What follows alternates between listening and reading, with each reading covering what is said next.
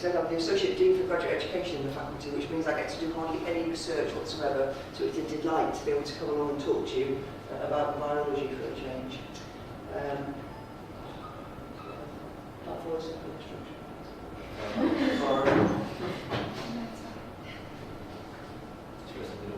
The middle button of 4. So, yeah, the top one's the basic one. So, the top one's the basic one, that one is back to Greece. Right, thanks. So, I'm just going to tell you a little bit about a project that I've been involved in over a number of years. It's very dear to my heart, and it centres on Malawi. Anybody ever been to Malawi? Okay, so you'll know that it is a beautiful place. It's right in the heart of Africa, and it's all focused around Lake Malawi. It's a lovely couple of days I spent there on the edge of Lake Malawi. And the thing I remember most about it, I suppose, are these chumba fishes, I think they're called. Essentially, they're lovely, but they're the boniest fish you've ever eaten in your whole life.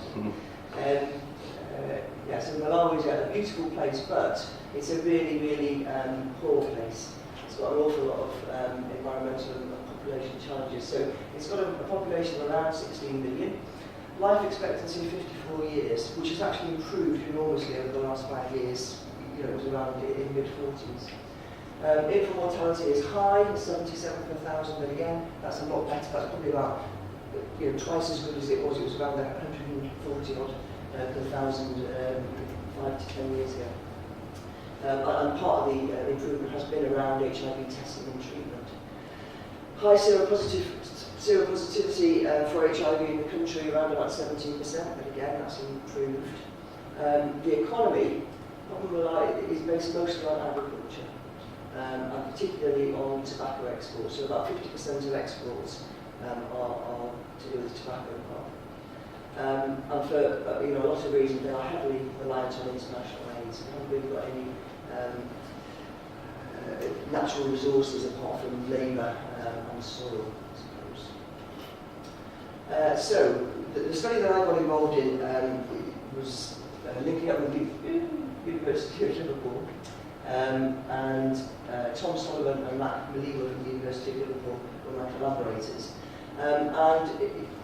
What was noticed in Malawi is, a lot of children were admitted to hospital with central nervous system type diseases, and most of them were being diagnosed as cerebral malaria. Okay, some of them were being diagnosed as bacterial meningitis, but mostly the child would just be given a diagnosis of cerebral malaria and they would recover or they wouldn't.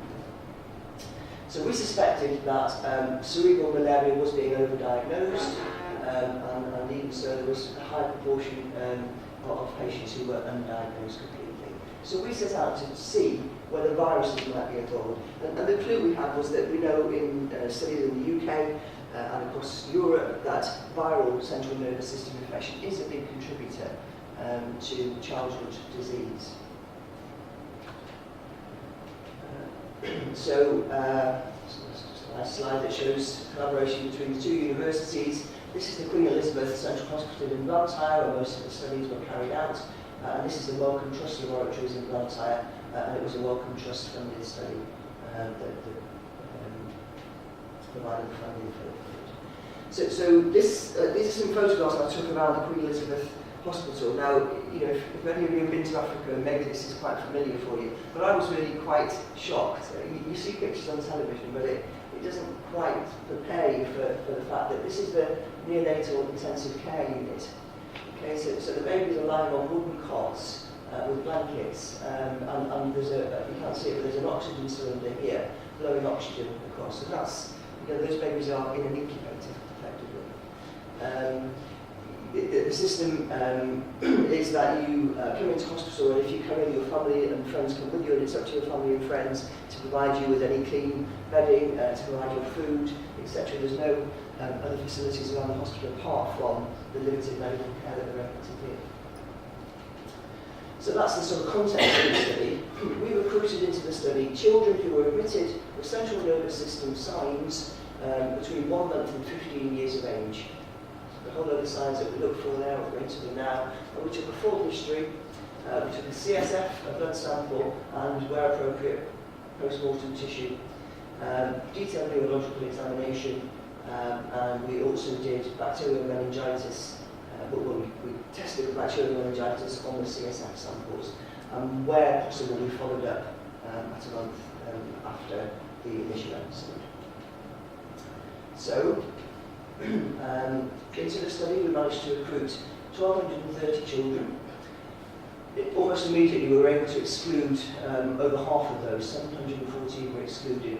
480 of them we proved did have diagnosed bacterial meningitis. And another 234 were thought to have had simple febrile convulsions, high temperature, and the child recovers very quickly. So that left us with 516 who potentially had viral CNS infection. 3 of those we had to exclude because they had lots of data missing and we couldn't have done anything meaningful with it. But the remaining 513, approximately normal male to female ratios, particularly in Malawi, 54 to 45. We had HIV status for some of the patients, but far fewer than we would have liked. We would have liked to have got HIV status for all of them, but we didn't. In the end, we had it for 149 of the 513 patients. But of those, 27% were positive, which is higher than in the general population. But again, you might expect that in the children, particularly with high rates in high maternal HIV status.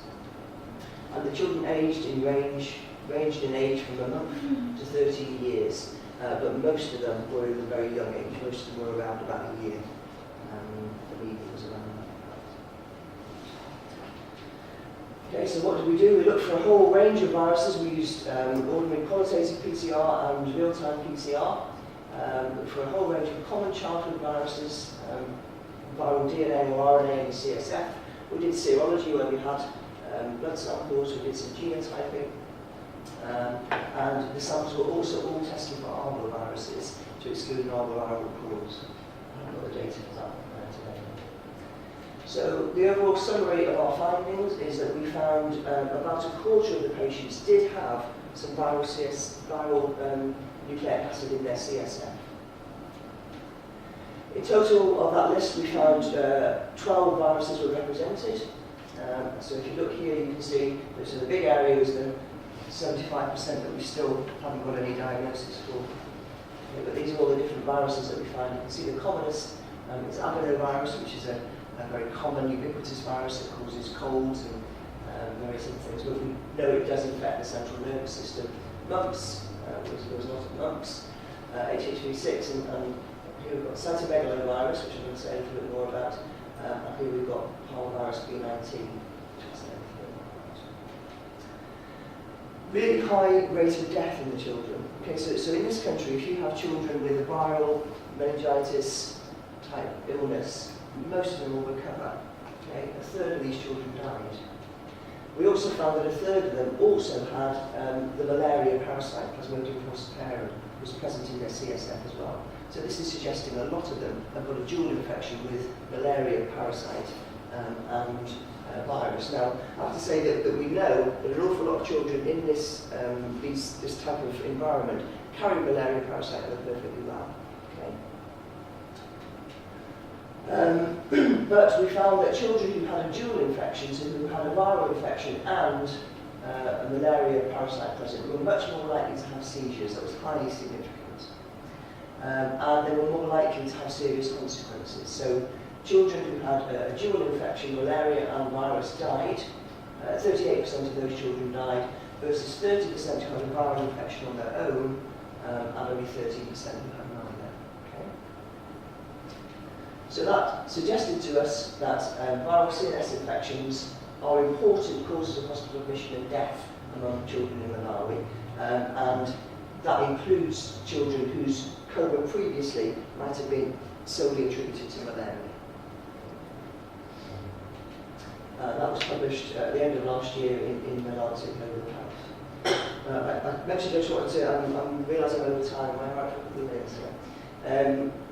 Just point out a couple of viruses that are really of interest, because this sort of links back to some previous work that we've done. So this is an infection called parvovirus B19. Have you heard of parvovirus B19? That really is one. Okay. So it's sometimes called slap cheek disease.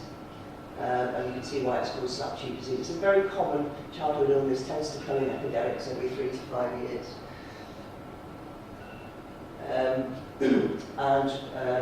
Primary school children are most infected, but the most affected, and about 60 to 70% of adults are seropositive for parvovirus B19. Some work that we did a number of years ago now, it was 10 years ago now, with this chap who was one of my PhD students a number of years ago, he's with his little boy now, was to look and see. So this is a viral infection. It's a childhood viral infection, not normally associated with neurological disease at all. And what we did was to do a systematic review of the literature, and we found that actually there were numerous case reports that said that B19 was linked to neurological symptoms, but still all the textbooks and the accepted wisdom is that it isn't. So we published a review on that, and then we had a look at some data in the UK, so we collected some samples around Manchester, a visit to MRI. These were all children who came in with CNS symptoms, and we tested their CSF for the presence of B19 nucleic acid, and we found a number of these children, all a whole range of age, from very young to about 15 years of age, all has B19 present, and some of them actually had long-term ongoing neurological sequelae. We published that in the Lancet, and that really was quite an important paper in saying that actually B19 should be considered as a cause of neurological disease, as well as this sort of common childhood illness. And then the other virus I want to highlight is cytomegalovirus, and this is a really exciting one. There's two of my PhD students in the room, both of whom are working on cytomegalovirus, and it's going to be good girls, eventually. So it's a herpes virus. We've all got herpes viruses. You get a herpes virus, you get it for life. We all have herpes, and it becomes latent after the primary infection, so you never get rid of it.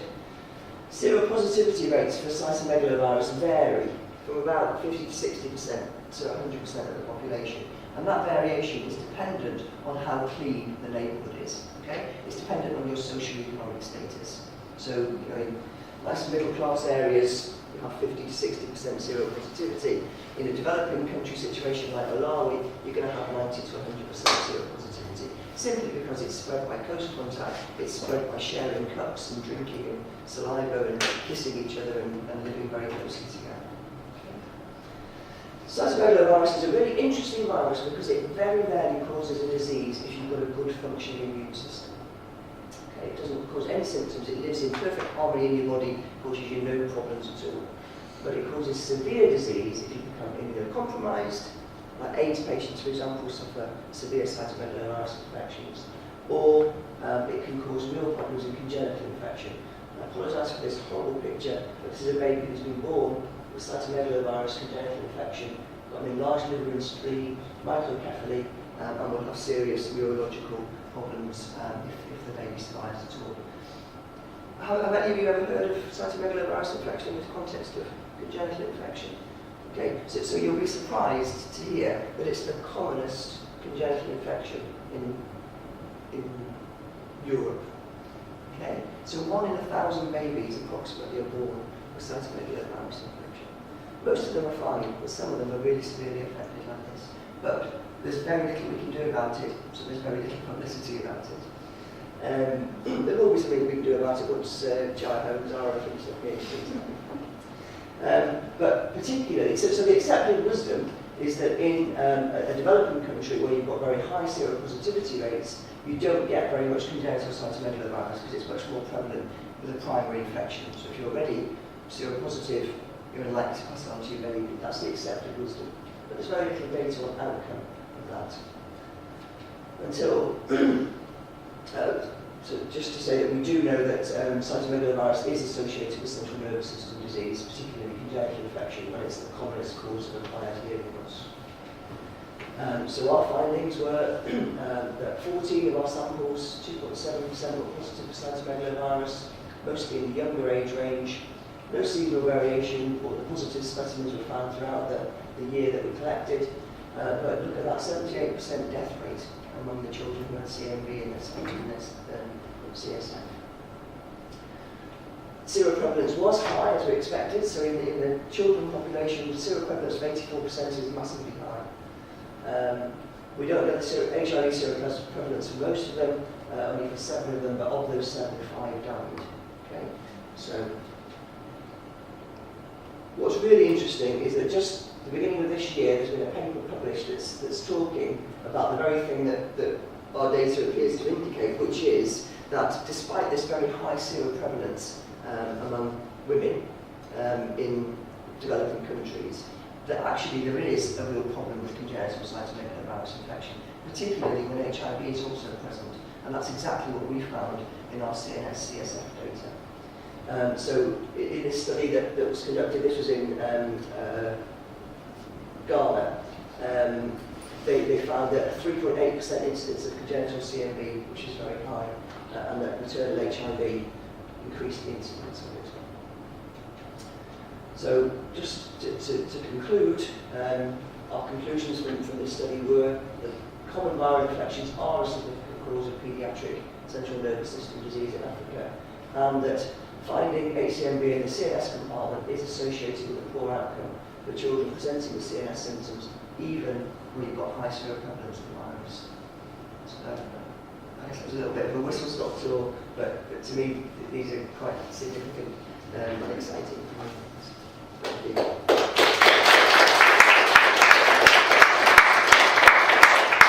So, any questions for Pam? Yeah. You know, you say comorbid drugs in malaria and the pathogen means kind of tolerate. Do you think that's because malaria was masking the other pathogen, so it wouldn't be diagnosed? Or do you think there was some kind of biological interaction? I personally think it's simply that the patients who have got the viral infections have got a leaky blood-brain barrier, and the malaria parasites are getting in there as well. I think it's a sort of a side effect, really.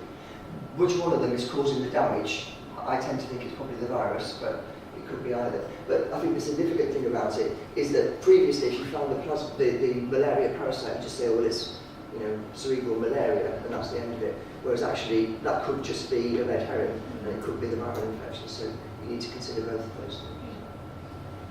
So, do you know if there are any sort of strategies underway to somehow implement the conclusions you draw from these findings in Malawi? I mean, because I would think that this research, for example, shows that you need to be more precise about diagnosing the children. But are the resources there to do that? So in the area that we are in, I think that they have improved their diagnosis. The problem is that there's very little you can do about viral CNS infection. So we have got some antivirals that are useful, but we haven't got many. I don't think practice has changed very much. In that sort of hospital area that I showed you, which is Wellcome Trust for funding, then it's much better, and the sort of observation type care and keeping temperatures down and that sort of thing is done very well, and mortality rates have improved a little bit. But what we need to do is to show that it's an issue, and then we need to sort of think about how, because the way to stop this is to vaccinate. We need to prevent it, not try and treat it afterwards. So this type of data should feed in to develop what WHO is developing global health strategies. Yeah, and probably hopefully help in obtaining funding for things like vaccinations. Yeah, that'd be nice. So you didn't check for rabies, but Well, we did. I didn't include it there. In fact, that's a study that Matt did on his own. He found some unusual presentations of rabies amongst some of these children. I don't think any of the ones that I put up there had rabies as well, but there were a subgroup of 530 that did have rabies present, and it was an unusual presentation of rabies. they So, all had a beta one. yeah, I mean rabies does have a beta. What kind of unusual presentation? Very mild. So we sort of think of rabies as furious rabies, and you know you have fits and spasms, and actually what was seen was that the children were sort of coming in and being, in fact it was, again, that was being misdiagnosed as cerebral malaria, but they weren't having those sort of typical rabies symptoms, and they were just sort of slowly declining into a coma and dying. Can I just ask as well, with CMV, you know you said it only has to be about people. So is it mainly HIV that has that effect, or is it? No, it's any state of immunocompromisation. So CMV is a big problem in transplant situations. As soon as you lower somebody's immunity, or cancer patients, all of that have got big problems with cytomegalovirus. Okay. When it's an internal thing, whether you feel potentially, what kind of? So about 1 in 1,000 babies on average are born with cytomegalovirus infection. Of those, 10 to 15% are affected, okay, at birth, and some of them have those very severe symptoms that I talked about there. Others will have some mental impairment. The commonest single symptom that you see without anything else is hearing loss. And crucially, so that's in the sort of 10 to 15% that you can see symptoms at birth. Those other 85%, most of them will be absolutely fine, but some of them, a year, 2 years, up to about 5 years down the line, will develop hearing loss as a result of having congenital cytomegalovirus infection. The virus seems to get into the ear, into the labyrinth of the ear, and affect the organ of Corti in the ear and destroy, progressively destroy, sort of an inflammatory reaction, progressively destroy the inner nerves into the ear. There are many internal victims.